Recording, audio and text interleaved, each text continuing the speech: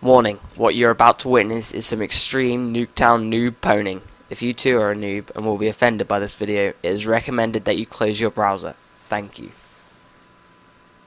Yo, what's up guys, it's Styles and I'm back with a Call of Duty gameplay here with Nuketown Domination. This is 6v6, and this is one of the best scores I've ever gotten in, I think it is the best score I've ever gotten in a 6v6 game mode. Granted it is Nuketown, but I think I did play one of my best I've played. I didn't say I'm a good player. You know, I'm definitely not the best player in the world, but it's probably the best I've seen myself play in a while. So I'm quite pleased.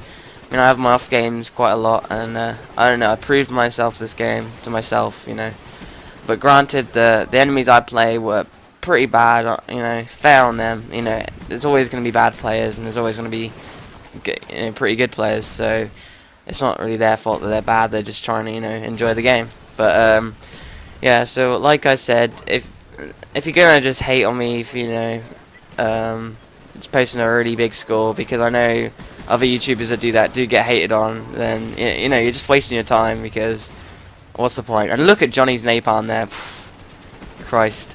But yeah, anyway, it's really odd. I really don't like Nuketown for the majority of the time. You know, this map is not, you know, never a fun one. It's when I see it come up in the playlist, I usually like, come on guys, let's not vote it. But I don't know, we played it, and you know, I really enjoyed myself. It's very close quarters, and that's the thing. It's like the smallest map on Call of Duty. The noobs are gonna love it for the most part, but it just seemed that these enemies really wanted the B flag, which is great, because I'm always the one, you know, encouraging people to play the objective. And yeah, so luckily I was playing with me and a couple of friends, and we managed to secure the B flag. And the thing about spawn kill and the domination, which I guess you could say we're doing, because we're trying to not let them get past the middle of the map before picking them off. Like I'm just waiting for them to come past me. But yeah, I get caught off there. But that's just my fault for running out of ammo. But yeah, but one thing you really got to worry about in Domination is the spawns do flip willingly, just, you know, to allow players not to get spawn killed. Whereas in game modes like Demolition, well, only Demolition, the spawns do not change. They're pretty fixed. I mean, there's a set number of influence spawns, but say they could never just flip to the other side of the map in Demolition. It's just impossible. So that's why, you know, you see easy mode Demolition games. Granted, I've done one of them before, but I don't spawn trap in Demolition anymore, because I don't know, it seems to be given that much hate. And I guess if you are playing a six-man party, it is very easy if you're strong players to spawn trap, and I guess that isn't really that fair. So I don't do that anymore. But I don't know, I just went, you know, Mark of J fear crads this game. I mean, I'm not even using, you know, try hard, you know, what I'd say try hard easy mode perks. I'm using Flak Jacket, Steady Aim, and Hacker, which is very surprising, because they're not really go-to perks, are they? Well, Flak Jacket is for most people, because you know. But if you didn't know, which most of you will know, if you have dual mags, it gives you twice the ammo, eliminating some of the need for Scavenger. So that's, if I'm not running Scavenger, most of the time I'll run dual mags. That's what I did. So we had pretty much control over these enemies. We had good map control. Most of the players were pushed up to the middle of the map, if you look at the mini-map right now. And that's what's allowing us. Most of the time when you play Nuketown, you'll just get little fuckers camping in the house and camping in the window, and that's very frustrating. But for the most part, the enemy team in this game did not do that, which is very good. Let double spray through the flash grenade. Sit down, sons. But this game, they were very, you know, rushy. They were running to the middle of the map, as you can see.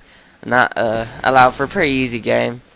I mean, yeah, that guy picked me off from the window. That was my last death of the game, by the way, guys. It's my fourth and last death. But yeah, so this is the first time I'm posting Nuketown for you guys, which is odd, because I don't know.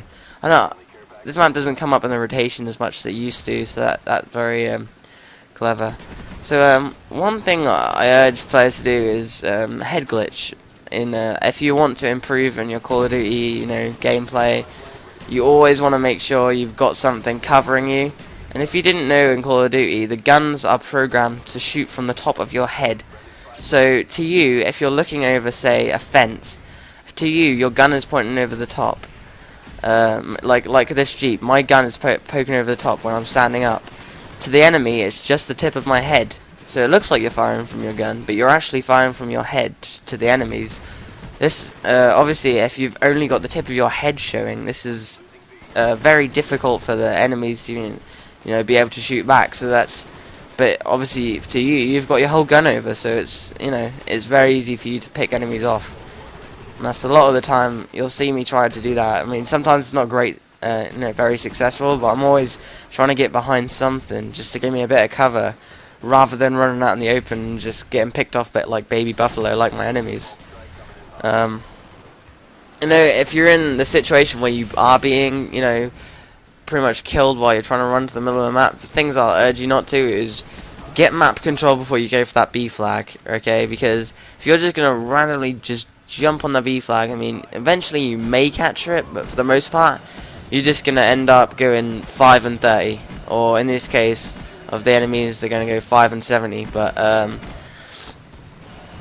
so the best thing to do is get map control. You know, get talking to your teammates, and if they don't got mics, then you're pretty much screwed. But you wanna, you know, get them lined up. You wanna pick off the enemies killing you first before you go on the B flag. It's the most important thing, because it's just pointless doing it otherwise. But yeah, I hope you guys enjoyed this video. If you want to see more big scores, just leave me a like rating and maybe a comment. This was a 94-4 game, and I'll see you in the next video. Bye.